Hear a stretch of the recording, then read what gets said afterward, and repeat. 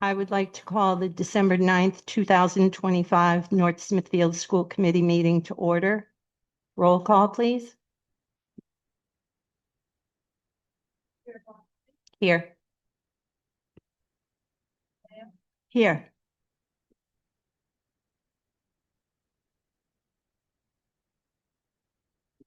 Mr. Connell called earlier and said he would not be at the meeting. Mr. De La Cruz also called and advised he wouldn't be here. Mr. Simpkins. Here.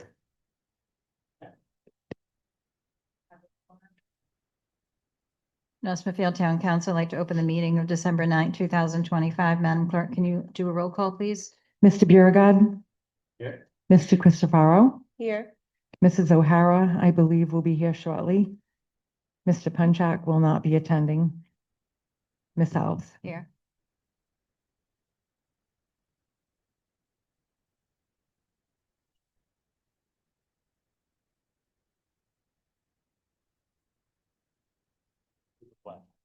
United States of America, and to the republic for which it stands, one nation, under God, indivisible, with liberty and justice for all.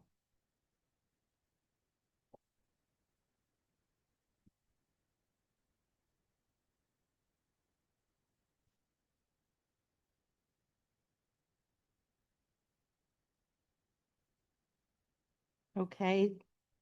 Joint discussion with Town Council in accordance with Rhode Island General Law 16-221-2D, a review revenue and expenditure projections to prepare for the school fiscal budget 2026-2027.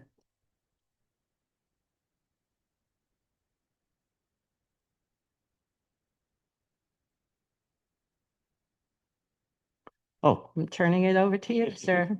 so what I can do is do a brief presentation, specifically hitting on some of the things that are going to affect the budget, not just for the school department, but some projections out for the town, based on what we see within our student enrollments will have an impact throughout the town. So I'll do a couple of things at the beginning, highlight some things, uh, talk about some of the pressure points that I see what's going to come up with the budget, and then any questions you have. Pretty much all the administrators are here, departments and schools, and so we have everyone on hand to answer any questions that you may have. So let me just give you an update on our enrollment. So these numbers here are based on every year, October 1st. That's when we do our official counts for the Department of Ed. So this year in 2025, October 1, we had 11 students additional from last year. 2023, there were 44 new students, increase of 44 students. Last year, a decrease of 26. This year, an increase of 11. We're one of the very handfuls of districts in Rhode Island that saw an increase in enrollment. Most school districts are seeing their enrollments decrease. One of the things that caught us by surprise this year was, well, year before we had 79 kindergarten, and this year we had 136 kindergartens enrolled. We had to add 2 teachers. So we don't know what's going to happen this coming summer, if we're going to go back to our usual 80 or 90, or we're going to have another surge of kindergartners. So we try to plan as much as we can. So altogether, there's 1,648 students as of October 1st. Within special education, I have, going back about 10 years here, how many students identified with IEPs. And this year we've had an increase. However, the out-of-district students, these are the students whose requirements are so extreme, so severe, whether it's a residential placement or a clinical placement, that they have to go out of district. We try to keep as many of our students here because they should be in their home school. They should be with the folks that they've grown up with. But it's also very expensive because the out of district students with the severe needs, between the tuitions and the transportation to get them to their locations, could be about $150,000 or more per student. So that's one of the things we try to do, is we try to keep as many students as we can close to home and offer as many services as we can. We have 3 students in the transition program. Now, by state law, we keep special ed students till 22 for graduation. So there are currently 3 students who fit that category.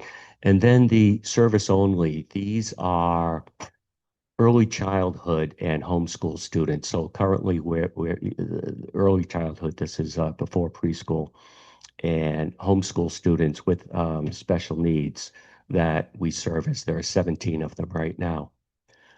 This population is the group that is our fastest growing. These are multilingual learners. So they're here within the first year or two, uh, really trying to learn English. So a few years ago, we had 30. Last year, we had 47. This year, we have 59, and the number continues to grow. Now, one of the things that the impact this has on the budget is that we're at the point where we have 2 dedicated MLL teachers. It requires certifications for that, for the language acquisition, language support, teacher support. We've reached the numbers that we're most likely going to have to hire another MLL teacher to service the needs of as many students as we have coming in. We anticipate next year there will be even more. And this is a statewide thing. Rhode Island has the 4th or 5th highest percentage of MLL students in the country. So students with 504 plans, these are students that require additional supports in the classroom, some additional services, and that number is holding even. And then we have our students who are at the high school as part of the CTE program. So we've had 9 new enrollees this year for our 3 CTEs. So altogether, there's 39. I think maybe the number has changed to 40 at this stage, non-resident students attending CTEs. Now, what we have with that is that the sending district will pay our tuition. So we have monies set aside for that, for basically what you could call income. The homeschooling, our homeschooling numbers continue to increase. So we used to be at the 24, 29 with students, families that chose to homeschool their students.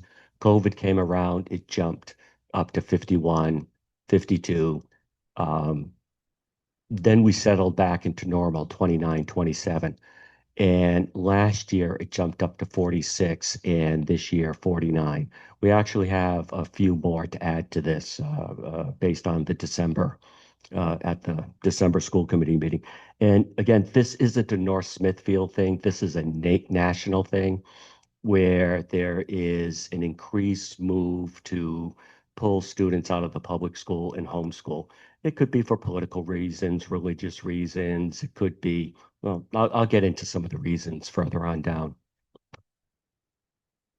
So if we take a look at the homeschool, for example, if I break it down by grade and by grade level. So currently we have 21 students at the elementary level who are homeschooled, 10 at the middle, 18 at the high school. And I lost a box here. The box here that I lost it says there, of the 49 homeschoolers, there's about 23 families that who have moved in or who live here and have never sent their children to school. They've always homeschooled. So about half this number are the always homeschoolers. Now, homeschooling is generally more popular at the elementary level. Um, Middle school, they after they get out of the elementary level, a lot of families will send the homeschoolers will send to the middle school. High school is a good number of the high schoolers who are homeschooling are those who are failing their classes, who are facing truancy, and rather than go through truancy court, many choose to homeschool. Uh, if they're failing their classes or the attendance is terrible and things are building up, a lot of times they would decide to homeschool and maybe do it for a year, maybe try to, straighten things out with their child. But we always try to bring them back or give them any kind of services so they don't have to go into homeschool. We want them to be successful here and not have to withdraw.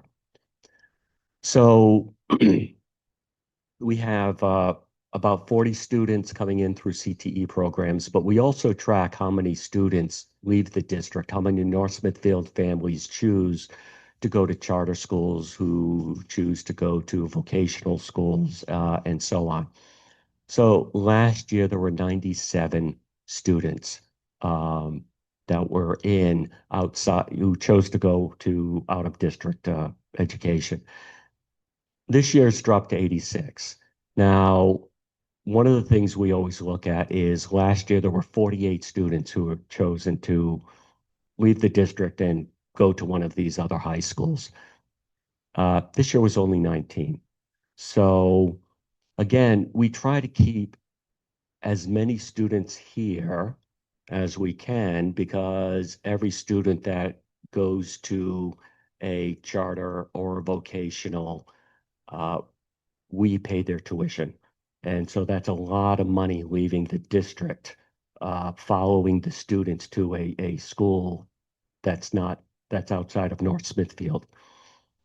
So on one level, we attract, on the other level, and again, this is elementary as well. This is elementary, middle, and high school all combined here.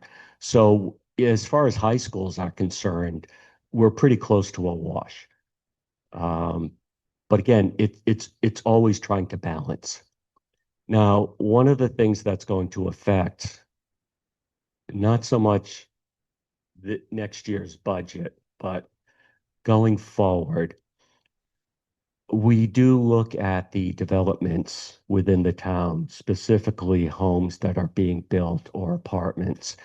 And one of the things that we need to do as a district and as a town, start preparing to accommodate the influx of new residents. So when we're looking at a 30-unit residential condominium development, including 6 low moderate income residential units, the construction is currently under the way. There's the Douglas Pike, where 128 single-family home developments are planned. It's under extension, no change in status. It may hit us in 2 to 3 years. We really have to think about the impact on the schools. And I can tell you, especially at NSES, after closing Hallowell and shifting kids to NSES and then the 5th grade to this one, NSES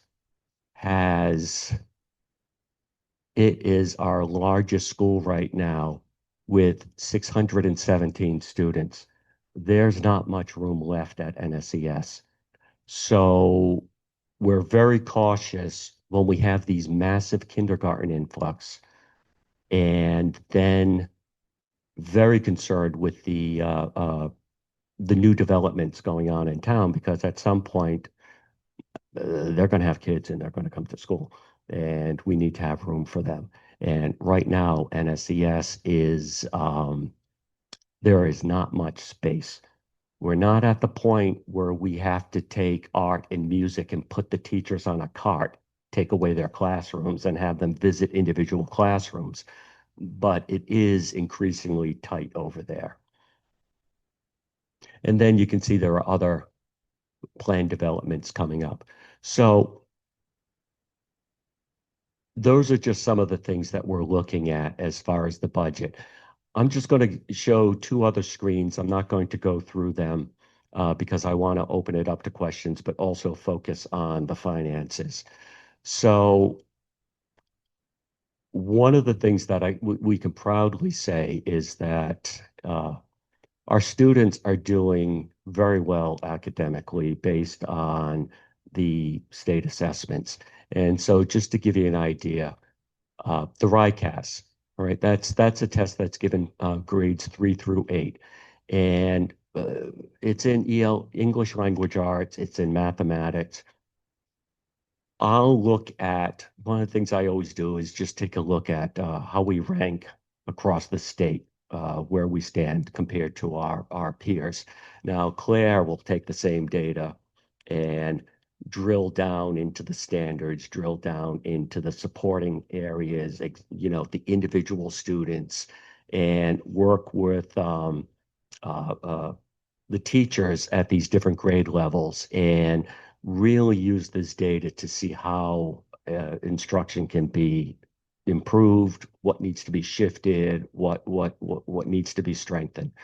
So overall, grades 3 through 8, we're ranked number 6 out of 36 school districts. And grade 5 came in 5th. Grade 4 and, I'm sorry, grade 3. Grade 4 and 5, 15 and 11. Kudos, grade 6, middle school, number 2 in the state. And yes, I can't remember number 1, but it wasn't Barrington. So, yeah, and I, so when I do my spreadsheets, I put North Smithfield in green and I put Barrington in red, and I always like to see where we rank against Barrington. And no offense to Barrington, lovely people. I know a lot of people there, but I really like it when we beat them. So grade 7, 8th, grade 8, 3rd in the state in English language arts, and at the high school. Our grade 10 students are ranked number 6 in the state, and SAT 11th grade number 6. So really good showing. Now in mathematics, 3 through 8, we're still number 6. Grade 3, 2nd in the state. Grade 4, 7th. Grade 5, 9. Grade 6. Number 1. A little slip in 11, grade 8, 4th in the state, grade 10, 5th in the state, and then the 11th, 6th in the state. So very good showing for North Smithfield students. And that's just the ranking, but there's also other measures, growth, so on. So again, I'm going to send this in your packet, and these are up online, I believe, where North Smithfield is 24% in RICAS 3 through 8, 24% above the Rhode Island average. And the RICAS is the same as the MCAS in Massachusetts. So North Smithfield, if we were in Massachusetts, we'd be 15% above the Massachusetts average. Mathematics, we're 28% above the Rhode Island average and 17% above Massachusetts. And then over in the PSATs, where we're 21, our 11th graders in English are 21% above the state. Math, they're 24% above the Rhode Island average. Massachusetts doesn't use PSATs for their assessment, statewide assessment. Now, the SATs, Connecticut's included because Connecticut uses the SAT for their assessment. And we're North Smithfield 27% above average, Rhode Island, and 20% above Connecticut, and 24 in math above the Rhode Island average, and I think that's 16% above Connecticut. So again, always room for improvement, a lot of data to analyze, a lot of instruction to adjust. But we're doing quite well, having a good showing. May I ask a question? Yes, If you could just go back to rankings for a moment. yeah, I think it would be helpful to see rankings year over year.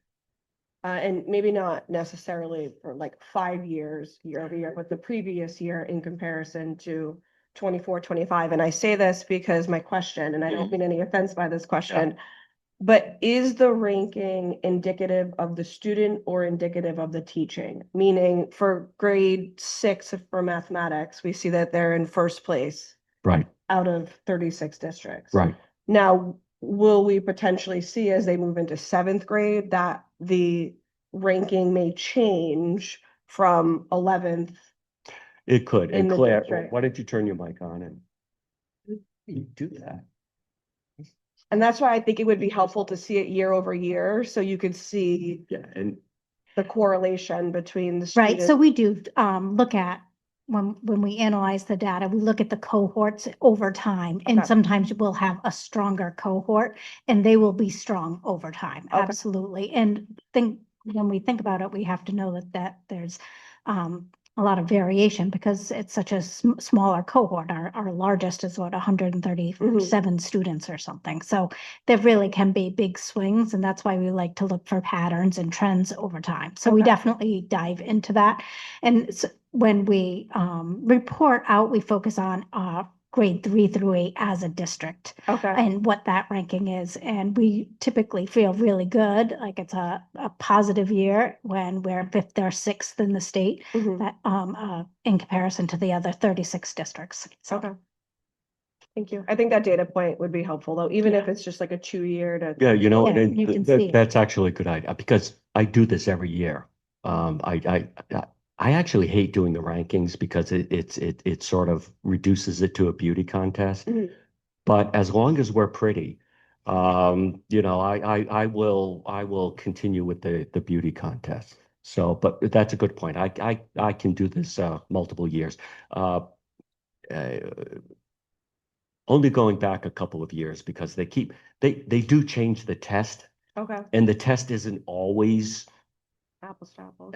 yeah, it's you know there are some adjustments Okay. that happen. So Thank you.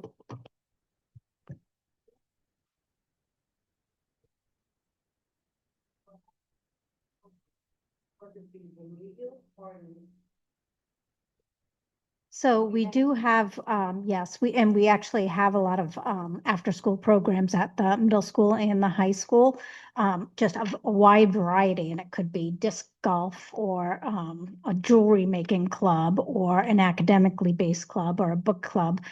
We have, I think, about between the two schools, 72 different clubs that we run throughout the year. They usually for 5 weeks each club, and that's all grant funded. And typically the students will come up with an idea and then they'll approach a teacher and say, hey, could we do a Taylor Swift club? And then all of a sudden you'll see Swifties Club meeting on Tuesdays. So a lot of that is really generated from students and their ideas.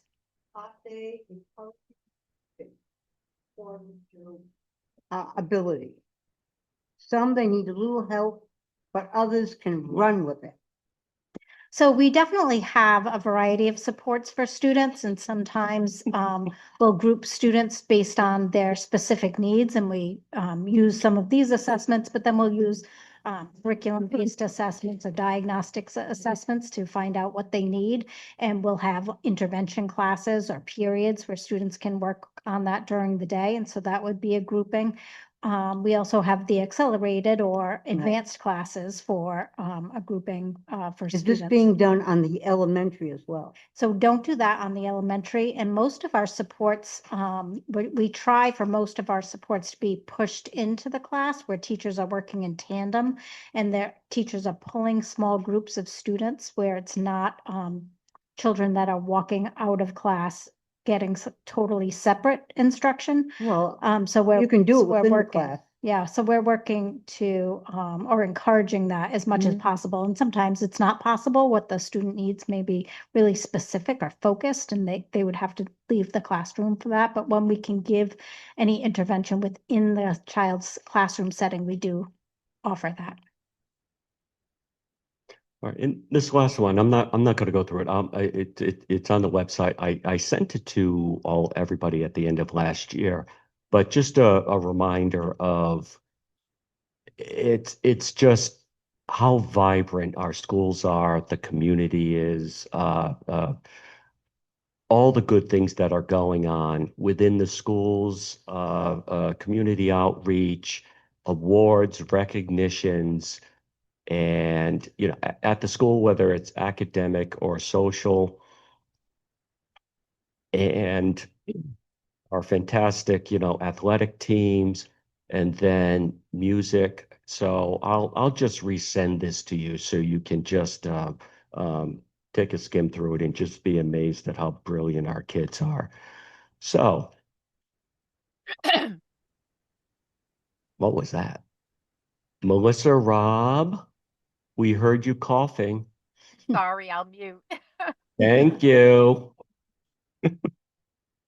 All right, so let me end the share.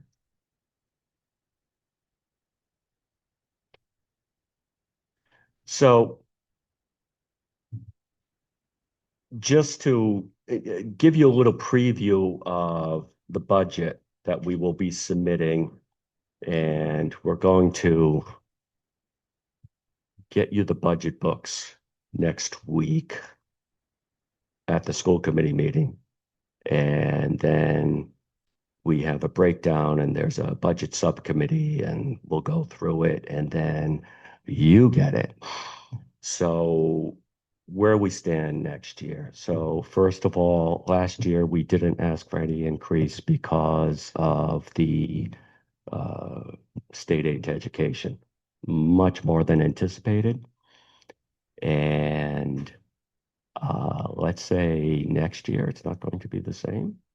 So, and Alicia could break this down a little further. She's done some calculations on the public, what's available publicly, and we're looking at a decrease of at least $225,000 in state aid for next year. And she'll tell you why, which has implications on your side of things. Yeah, so the FY 27 state shares have been publicly posted on RIDE's website. So as you can imagine, we went from the state share being in the 40s last year, and we're back down to the minimum 35% for this year. That is specifically tied to two things, because even if we kept everything the same as last year and we plugged in those new amounts in the state share, we're looking at up to a $226,000 cut in state aid. Hopefully, with the student success factor, all the other components, the governor's budget, we will see at least, I'm hoping, up to level. So maybe we can avoid the big cut. We did have a little bit of an increase in enrollment. So I think if we look to the positive, we might get level with state aid. If we're looking to the negative, I think the worst possible outcome will be the $226,000 cut. Primarily, the state share is made up of two items. So it's the ratio of assessment. So that went from 91.56 in 26 down to 79.34 in 27. So that just means that the assessed home values were far below the market values. We've seen this in neighboring districts. We've seen Smithfield, for example. If you take a look at their history in state aid, it's like this roller coaster. We've never been on that side of this before. So we're kind of starting to see that now. Million up, million down. Those are the types of things you've been seeing in Smithfield, Lincoln, East Greenwich. So that's unfortunate at this point. So basically what the assessment values stand for is that it basically reads that there's an increased local taxing capacity and that lowers the state share. The other situation here at play is the median family income. So we've increased from 107% up to 126.13%. So in theory, we're now 26% above the statewide median income, which is relative because it reduces the state share ratio, because it just, in the formula, it means that the community can better support the schools because they're wealthier.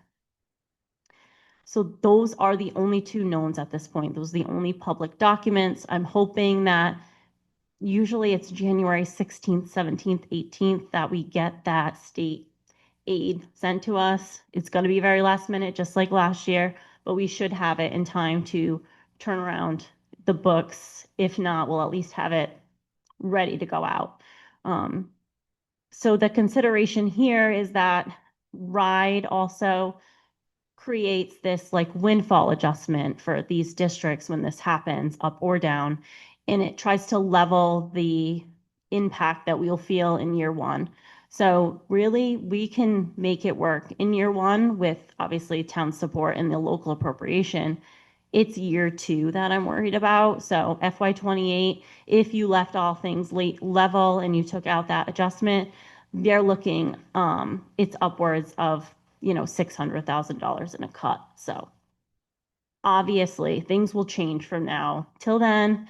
The formula is going to change. The governor is going to present a budget. Hopefully it supports education. Certain factors will go up and we can just remain positive for now. We did the best we could last year with that windfall. We put it into a lot of one-time purchases.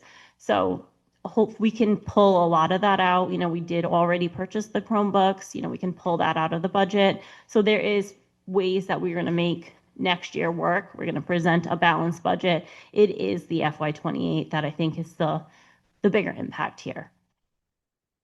So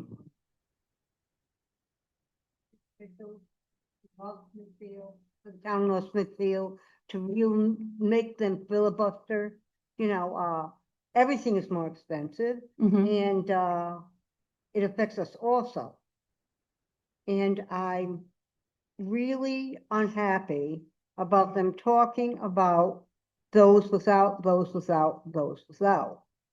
Well, it has to be across the board as far as what we get, because if you're making more, you're giving more. And it should be Mhm. level. So maybe we should filibuster them for once. Yeah, I think the formula's been the same for a really long time, right? So it would literally take an act of Congress to get that changed, and hopefully that's something that, they are Maybe. working on in the future. Pray to God instead you may get further. On average, so prior to Mhm. this past year with the 1.2 million that was Yeah. appropriated to our town, on average, what did we see in state funding? roll. So it's like, Yeah. so I have it in front of me, so I can tell you like 3, 2.5, 2.47, 5.3. We did have one good year in there, 16.2, and that was 24. Then it dropped to 5.3. Then we got the 19.32 last year. Prior to that, it was like 3.3, 2.2, 5.7, 4.3, 3.3. So, we were able to build. Mhm. It's the pulling back that thankful, like we did not put it in staffing or anything like that. So it will be less hurtful this year to pull some of that back to present you a balanced budget. It's next year that I'm worried about. A $600,000 cut is not a joke. Right, So that's definitely positions and stuff. okay, and then, but there's this 1.2 million that was surprisingly allocated, correct? And that's really kind of what's informing this conversation now with the state appropriation maybe being reduced going into 27. We're gonna see the $200,000 gap moving into 28. We'll Yes, possibly see a $600,000 right. gap. It's just going to build itself. So, Okay. yeah. And Just a that's heads because- up. And that's because we're really factoring in that 1.2 that was allocated this past year. So not necessarily, because you have to remember that we still have to operate and build every year. So let's say we've gone up 800,000 just, to operate year to year. Let's just say that's the number. Sure, last year we got the little bit of extra that we put into those one-time purchases, but we didn't get anything in local appropriation. So now we kind of have to build 2 years, we have to kind of compound that now. Okay. Because we're taking that reduction, we use some of that to operate. So it's just gonna compound itself a little bit faster than it would have. Okay, thank you. So, you get that big chunk last year. Hmm. Do you have a surplus? You gonna run a surplus this year? I mean, we can definitely spend it. We budgeted it in things that we were gonna spend. So, Alan did the driveway, we did we added the Chromebooks, we added curriculum, we took out the turnover. So we did things that we knew we could spend it. It could be spent wisely. It wouldn't cause us an issue in the future. So I think we'll be fine this year. Last year, I just got the audit draft last week. Expenditure wise, we only had $49,000 left. So I'm hoping that we are just as good as we were last year. Thank you.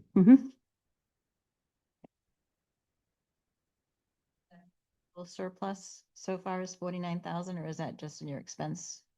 That's just our expense. So we did have revenue come in. We had a group home move into the town last year. So we got extra state aid for that. We also had, that legal settlement from Northern Rhode Island Collaborative. That was over 100,000. So you are going to see extra surplus in that. We did get extra Medicaid. So there is some extra revenue, but to the expenditure, we had 0.001% of our budget left on 30 million. So do everything we can to spend it wisely and spend it. And keep in mind too, is that the surplus goes into that fund balance, which then is reinvested into facilities, into repairs, and so on. It's not used to pay for staff or buy anything frivolous. It's more for longer term investments. And a number of those, we also target it so that we get reimbursed from the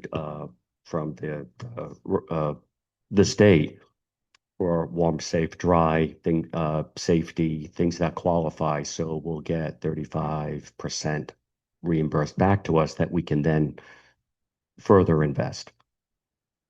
So going into next year, I mean, we're going to have our usual contractual increases in medical, in benefits. And we actually are going to be presenting to the school committee a busing contract, which basically everyone in the state who has gone out for renewing their busing contracts had double-digit increases, 11%, 15%. We're looking at a 5% increase for transportation. So, and then along with that, so as far as staffing, we're trying to keep that the same. We do have a question mark on an additional MLL teacher. We have question marks on what's going to happen with kindergarten. We don't see any large fluctuations from a staffing standpoint. We're trying to keep it, as always, level staffed.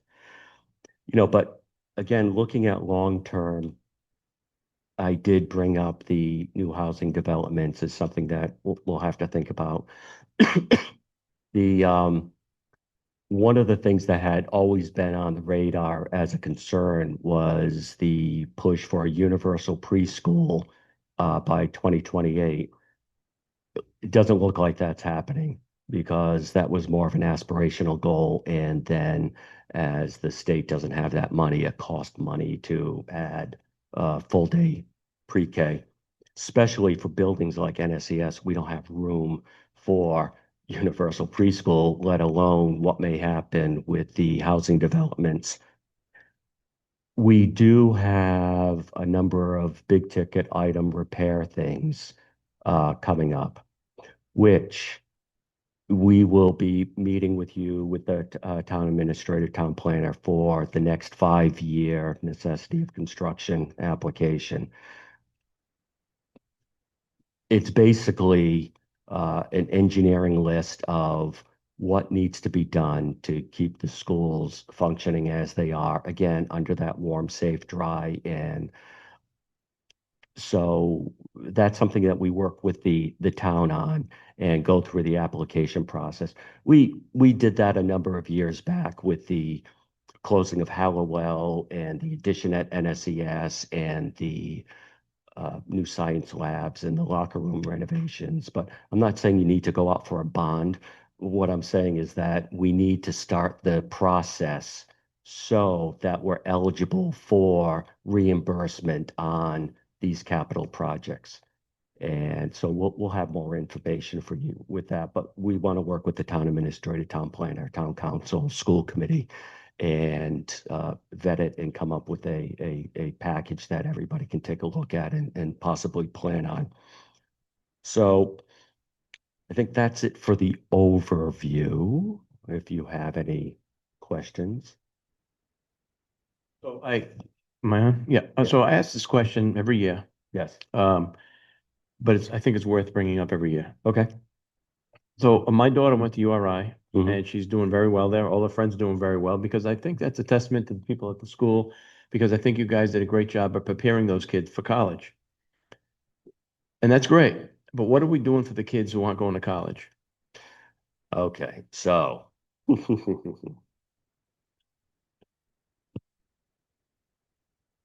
this is, I'm going to get complicated and simple at the same time.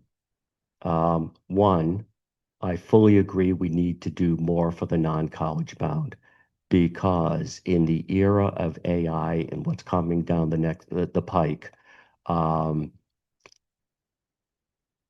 the college degree, college education is not for everyone, nor is it necessarily going to have the jobs that we've come accustomed to, that we were accustomed to at the end of it.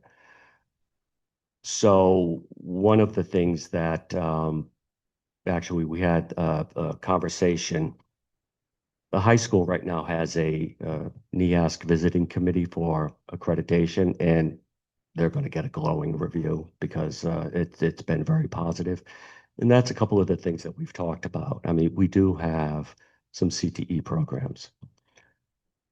We need to have more in the trades area. We need to have, we have in the formulation a career pathway, not a CTE. The difficulty with a small district like North Smithfield is that we can offer so many things. We do not have the resources to spin up an auto mechanics program, but we can do other things, whether it's a full CTE or it's a skills-based hands-on pathway.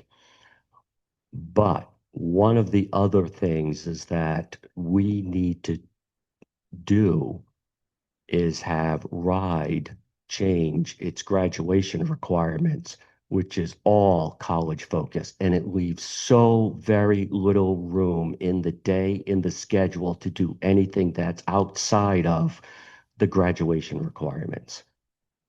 So we can do what we can internally, and we're definitely moving in that direction. It's a necessity.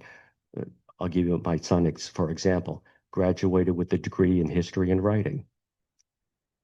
Nobody wanted to hire him because they wanted 3 years experience. He couldn't get the 3 years experience. He had these nebulous college degrees, no real practical skill. So what is he doing now? He's starting a apprenticeship for HVAC. He will have a job and income and security. My daughter, my son, sorry, graphic designer, right? Simmons University, expensive, gets a job as a graphic designer, very happy, publishing books. AI is squeezing that career. There are fewer and fewer positions. You look over though on the trade side, plumbing, electrical, HVAC, mechanics. using your hands, having those practical skills. There are opportunities. Now, combine that with college, combine it with some higher end mathematics classes or engineering or all that. It just extends the opportunities and the possibilities that our students have. So, yes.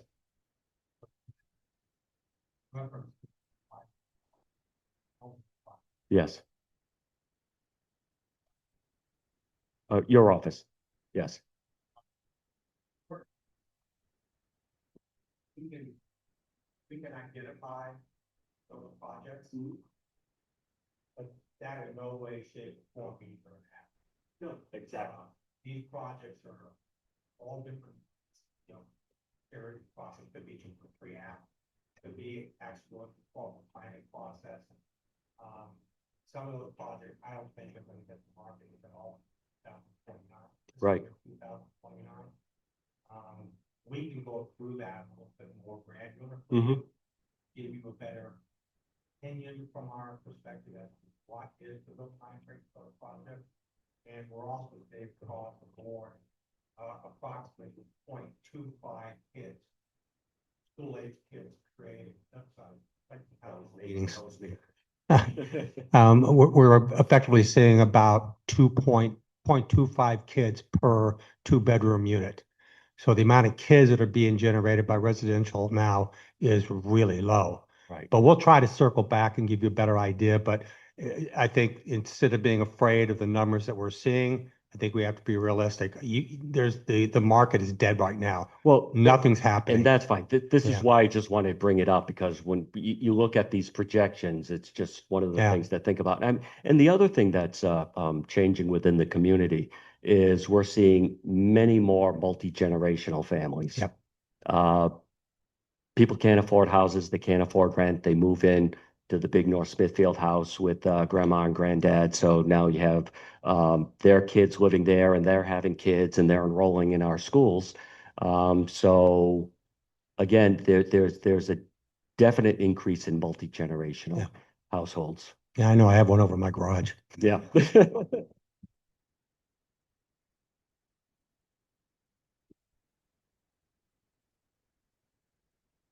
Well, not to be sarcastic or Debbie Downer, but seems like the answer is really not a lot, right? We're not really doing enough for the kids that aren't going to school. I think we should really focus more. We really got to keep those. There's nothing wrong with not going to college. I don't know if Dan or Claire, you have more information on that you want to address. We definitely, I'm glad that Mr. St. Jean brought up the number of requirements, graduation requirements that the state has put into play in the last few years, because it really does, when you think of the number of periods in a day, the schedule that a student has, they only have so much time. So we could sit here and brainstorm and have as many ideas as possible, but if there's no room in their schedule because students have to take a foreign language that maybe wouldn't necessarily want to if they had the choice, or they have to take a computer science class, or they have to take a financial literacy class. And so there's new requirements put on the student. So there is less time in the day. With that said, we try to, with what we have, be creative, and we do have pathways. And so we have the CTs, the 3 CTs, which are pre-engineering and music and business. And then we have pathways, and that's when we get really creative and we say to a student, maybe they are interested in being an EMT. Well, make sure you take this class and you'll become certified in CPR, and you'll learn some, really good, interesting skills. And maybe you take the class and you realize, oh, actually, no, I'm not interested in this. But it's, we do offer a wide variety of other classes for our students, and it could be, a financial class or a business class that they took. We also, and I think it was 2 years ago, we hired a second technology a teacher, a technology education teacher that also does some construction. So it's we have two teachers. So one really focuses on the robotics and engineering piece, and the other one does more hands-on.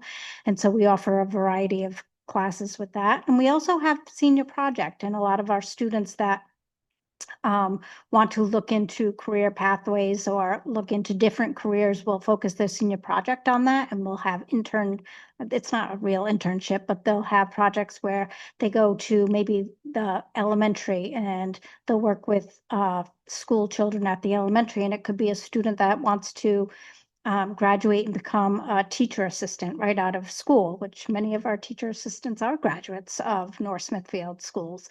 And so we do have pockets, but because we're so small, we can't have, like Mr. St. Jean said, like that We, auto body shop. we used to, Full culinary program Yeah. that some of the larger school districts can have. but- we used to offer financial math. How to balance your household budget, how to, practical finances. And it counted as a math requirement. State shut that down. It doesn't count as math anymore. But they're required to take financial maths, which is great. We do Right. want that, but it doesn't count as math anymore. So students still have to take the algebra 1, geometry, algebra 2. But see if Mr. Garrity, did you want to offer anything? Because I know you know the schedule so much better. And I just have a question, and I imagine that we need to operate within certain guardrails, but is there the potential to partner with local businesses? If we have students that are interested in HVAC or plumbing, like, could they potentially, maybe not an internship, but join them for the day, or at least make the connection so that they can continue? These are tough to figure Hello, out, these hey. microphones. Yes, Dan Garrity. Mr. Garrity. Nice to meet you all. Hi, Mr. Garrity. That's actually a perfect question. That's what I was coming up to say. RIDE, in the requirements that they're talking about, the new statewide requirements, it's requiring every district as well to have a work-based learning policy. So I believe we were in like the draft phase of that. But for our CTE programs, like they require like 80 hours of internship hours in order to receive that certification. But that really limits the amount of people that are able to do internships. So we've already started talking about scheduling for next year and thinking about ways of like, how can we get our kids out of school and in experiences that they find fruitful and beneficial. Part of that is we just bought a new individualized learning plan platform called School Links. And that platform has like a whole work-based learning component to it that we actually paid extra for to get. And we've been getting training in it, and it actually personalizes things for students to say like, hey, what am I interested in? What careers may I be interested in? And we're using that data that the students are going to be using to say, hey, what programs should we start reaching out to, like in the community, so that students can have those types of experiences. But a lot of it, the constraints is scheduling and people that we have like in the building. So we would love to partner with people, and we're starting to explore that now. Yeah. Is there a possibility to have the kids work half the day, like doing all the stuff that's required, and then the second half of the day, ship them to Davies or Woonsocket Voc or one of the Voc schools to learn how to work on auto mechanic stuff and things like that? Not necessarily ship them off to another school, but if we could partner with like another organization, as long as they're getting their graduation requirement courses, so that 4 years of English, they have to take an English in their fourth year. They have to take a physical education class in their fourth year. History and science, they only need 3, so that's where we get some flexibility. But then math, they have to take a fourth year of that. So basically, it's like 3 courses that they absolutely have to take, plus their senior project in our district. But with the senior project, we also want to encourage them to go out into the community as well. So we would have some flexibility there, but not necessarily like next year, because we still have to like figure out what that would look like, and to have appropriate partnerships and have a work-based learning policy and things And like the that. vocationals don't share students anymore. They take them in full plus the tuition. Yeah, I have a question about that. So I think two parts is, so how does Davies or like Woonsocket Vocational, do they not have to be to the same standard as we do as a regular high school with the, whatever the requirements are, that they can also do a trade at the same time? And then why, I mean, back in the day, you could just go to the Voc for a couple hours or whatever and come back, like, Yeah, so why that- is that changed? Why does, So, there is room to like do a CTE program, so there is the prescribed course, sophomore, junior, um, senior year. But it's also a matter of how many programs we can spin up as a small school. So again, I mentioned auto body. Be great to do that, but that would be maybe a $500,000 investment in hiring staff to offer that program. And because we're a small school, do we only have 6 students participating in it? So we need to find things with a greater appeal or to try to be as creative as we can to release students during the day to do the work-based learning, to do an internship, something like that. We've been trying to work on this for a couple of years now, and so when Mr. McGee was principal, one of the things that he really missed was when he was teaching his kids and they would just leave for the last two periods of the day, and they would go build a gazebo in the park or something like that. And it became difficult to sustain that type of program. And we've always every year we do look at how can we bring that type of experience back. And we get a little closer to it, and then RIDE makes a change, and we have to shift away. So we end up with pockets where we can, and then the looking for opportunities. Uh, One of the things that Wright says, it's not about seat time, it's about experience. They want us to do the work-based learning. They want us to be able to release the students for these additional opportunities. But then they pile up so many other things that it just constrains what we can do during that physical portion of the day that we have the students. And just really to get in the weeds here, like the CTE programs too, like if we had like a brilliant idea to create a CTE program, we could only do that if there's other schools that they cluster together.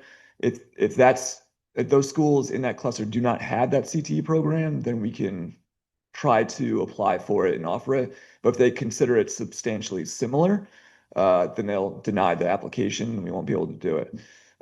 So that puts a lot of pressure on the districts, like budget wise, because the student can then say, hey, I want to go to this school because they have a plumbing program, and North Smithfield doesn't. We have to pay that bill for them to go there because we can't do that or offer that to them. But then when we try to create a program like that, they can say, oh, it's substantially similar, and then we get kind of denied in that way. So what we're trying to explore is exactly what you were talking about earlier, is like what partnerships can we form with outside agencies and organizations and businesses, because that's I think a lot easier path to go than say creating a whole CTE program and then investing in that program only to have say like a few kids do it.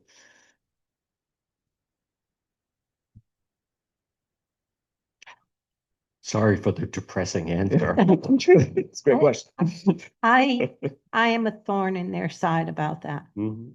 Um, I'm sorry, I didn't mean to agree that quickly that you were a thorn in the That's side. I'm sorry, okay. that just. be proud of that. That's okay.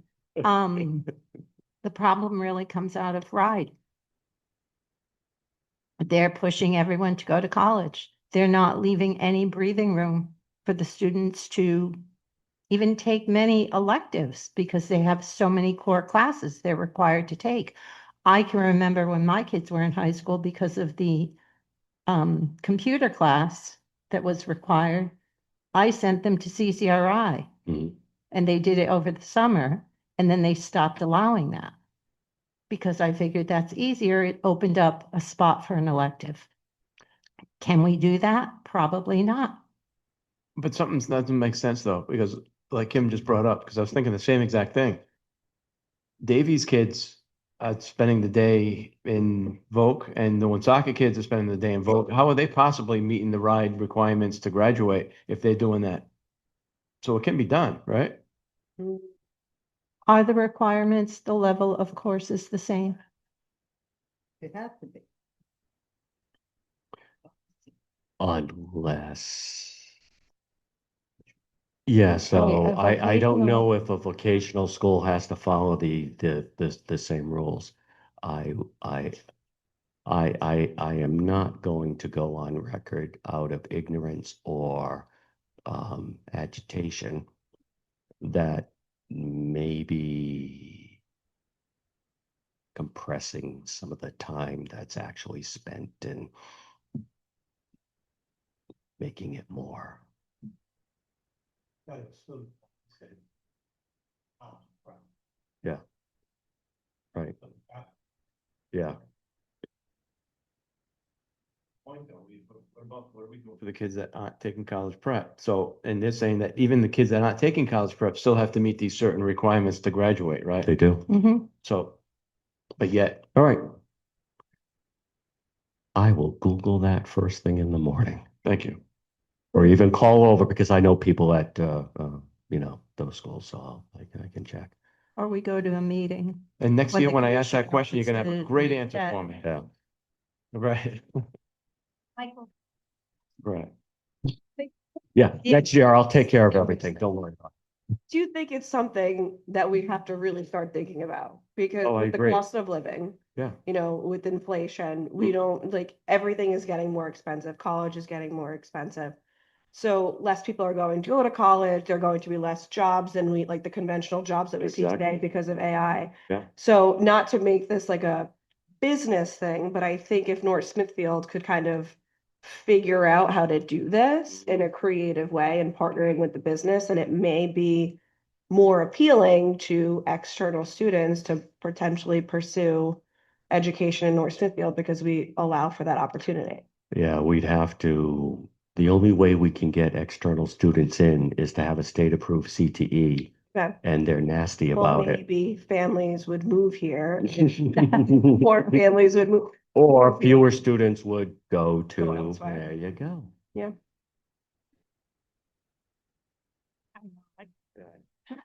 one of the things that is wonderful about our school is that we do offer electives that our students want to take. And we Mhm. have, hundreds and hundreds of students that are in our music program. And they love the music program. And they could be a student that isn't necessarily college bound, but is a music program, and they don't want to leave North Smithfield, or they may not have as many slots in their schedule because they invested in the music program, and it could be the arts program, it could be some of the tech ed classes that they're invested in. So I do feel like we offer a lot that our students love, but that's also, we talked about it today when we were talking about scheduling, it is also just something else we have to schedule around. Yeah, I know what meant to apply. To anybody that you guys don't kill it, I think, the kids get a great education here. I was just looking at another segment of the So- population, that's all. Right, and so one of the things I could tell you at the music, I think for the graduation requirements is like 3 credits. We have students take arts, 3 credits in the arts, which is all of it, including music. But we have so many students who take music every year, and that's a space that's not, they're not in a pathway type of program. So, I'm very familiar with what you. yes, I know, yeah. It's one less slot they have to do something, for them to do something else. So I'm curious, if we wanted to advocate as a town for lessening those graduation requirements, what does that look like as a town advocacy? We would not be alone because it is crushing all of us. So whether it's advocating as a town or the Principals Association, the Superintendent's Association, or legislation comes up to change some of that. And again, I firmly believe RIDE needs to change these regulations because what they've created is, well, again, it's one of those unfunded mandates. So I'll give you another example is that, and again, this isn't a bad thing, but one of the things we have to figure out is that RIDE has put in that, I talked about the growing multilingual learner population. It's growing across the state. And legislation has gone in that by 2030, any teacher who teaches has MLL students in their classroom has to be certified in MLL. That's 2 graduate level classes. So it's either looking at the teachers in English, math, science, and social studies, have to go back to school to take 2 graduate classes for their MLL endorsement, or the district pays for that education, and again, it's mandated, but it's not funded. Any other teacher in the support area, art, music, PE, they have to take 10 hours to become certified for themselves. Now that we could do in district, but we would have to, and RIDE has said, oh, we are going to have consultants and companies that you can bring in to do the training. That's more money. So again, it's these unfunded mandates. There are things that it's breaking towns, it's breaking schools, and in one way, it's lifting instruction, but it's also tying it. So it's hard to be as creative when you're under crushing unfunded mandates and severe time constraints to do everything for every student. But we try, and I think we're closer than most districts in doing so. So the number of kids that are homeschooled, do we have communication with them? Like, is homeschooling an option because we don't have some of these vocational classes and that the requirements may be too hard for some of these kids? Would that be some of the homeschooling? No, homeschooling ranges. It's not a vocational necessary. No, typically, and we know many of the families that homeschool, and there's many families that just always homeschooled, they have multiple students and they always kept them home. And then others, it just seemed to work for their family better, but I've never heard it because of any type of vocational. That's Or not, the requirements are too hard, or because you were saying truancy, or they're just, so it could be truancy, and it sometimes social emotional health would be a trigger, especially at the Yeah. high school. But vocational, I haven't heard that come up. There's religious reasons. We definitely hear a variety of reasons over the years, but I haven't heard vocationals.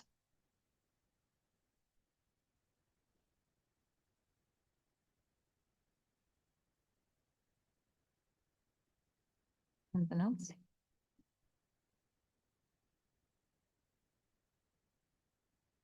Well, I'm gonna say one thing. could you please wait? Yep, you got it. You're good. They say the South is slow, but things they had in their school system and they went home to the farm, etc. Well, way before we had anything like it. Mhm. And, in colleges out there also, if they live in, like in Tennessee, Kentucky, you live in Kentucky, you go to University of Western Kentucky, and you got a name. And this guy years ago, where were we? They always say, you know, the North, the intellect, or something went wrong somewhere because we didn't push enough. Or maybe for some, parents were in a financial situation, they didn't have to work. They could go to prep school, they could go here, but we have to stop. And, we have to get our people who we have voted into office start speaking up.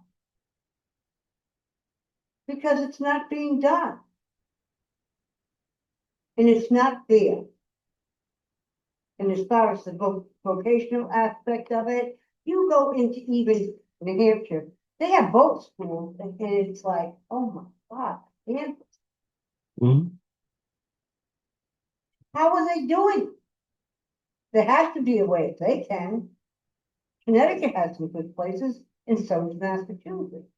Where you look at the campus and go, like, we shelled out for this.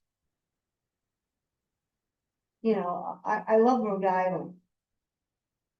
But I think our teachers are undervalued, under-respected, and sick, really sick of hitting their heads against the wall. To be creative and get it done.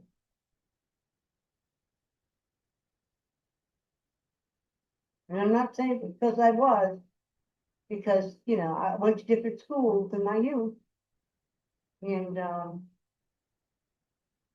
I don't know how they're staying in.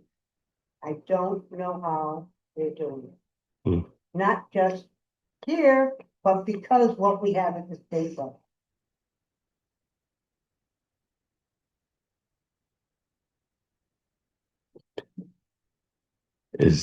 Does Claire get the last word? She always does.